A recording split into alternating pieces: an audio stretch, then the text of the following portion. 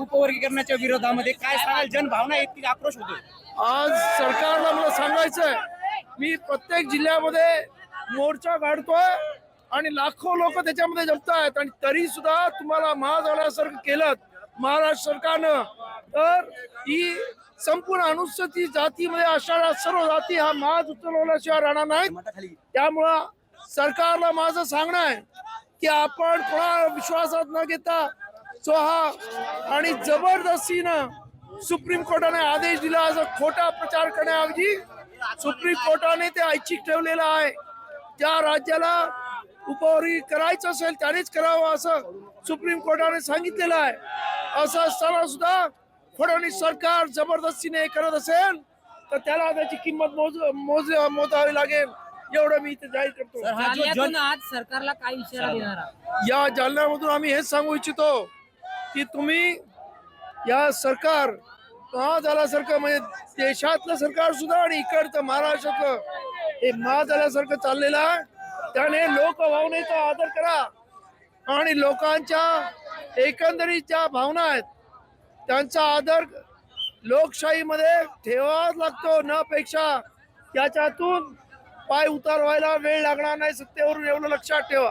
साहेब, दिल्लीमध्ये विद्यार्थ्यांचं आंदोलन सुरू होतं, त्यांच्यावर लाठीचार्ज झाला. कुठेतरी आंदोलन दाबण्याचा एक आंदोलक म्हणून आणि एक नेता म्हणून काय म्हणणं आहे तुमचं? माझं अत्यंत मी त्या सर्व दिल्लीमध्ये असणाऱ्या जंतर मंतर मधल्या सर्व विद्यार्थ्यांच्या बरोबर आहे आणि मी ज्या पद्धतीने एक मुलगी सिरियस आहे, अनेक मुलं 17-18 वर्षाची हात आणि इतर म्हणजे मुलीला सुद्धा प्रचंड लागलेला आहे. तर त्याबद्दल मी या देशाच्या सरकारचा निषेध करतो की या पद्धतीने लोकशाहीमध्ये जर तुम्ही लोकांना वागवत असाल तर तुम्हाला लोकांनी बसवलं, त्यांना लोकांनी खाली करायला वेळ लागणार नाही. त्यामुळं आपल्याला मिळालेल्या सत्तेचा दुरुपयोग करू नका आणि लोकांची रास्त मागणी आहे असं माझं म्हणणं आहे की या इथे टीईटीचा पेपर फुटतो, या इथे नीटचा पेपर फुटतो. हे सर्व पेपर फुटण्यामागे जे जबाबदार मंत्री आहेत त्यांनी राजीनामा देणं अत्यंत गरजेचं आहे. अरे एकेकाळी रेल्वे मिनिस्टर या देशाचे लाल बहादूर शास्त्री होते. एक रेल्वेचा ऍक्सिडेंट झाला आणि त्याने आपल्या स्वतःच्या मंत्रिपदाचा राजीनामा दिला. हा आदर्श इथे ठेवला पाहिजे. न अपेक्षा खुर्चीवर चिटकून राहणे हे खरं म्हणजे अत्यंत दुर्दैवी आहे आणि जनता सहन करणार नाही. जे सरकारमध्ये जे भाजप सरकारमध्ये आहे त्यांना आंदोलन मोडीत काढायचं असं म्हणायचं. सरकार प्रयत्न करते दडपशाहीचा, पण मला पूर्ण खात्री आहे की या देशातली आता तरुणाई जागलेली आहे आणि आता हे आंदोलन दडपण्याच्या पलीकडे गेलेलं आहे.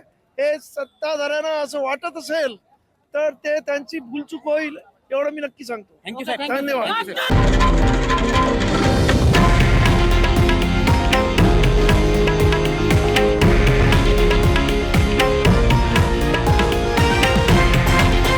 हे आहे देशातील नंबर 1 न्यूज नेटवर्क आणि आपण पाहत आहात TV9 मराठी, एकमेव.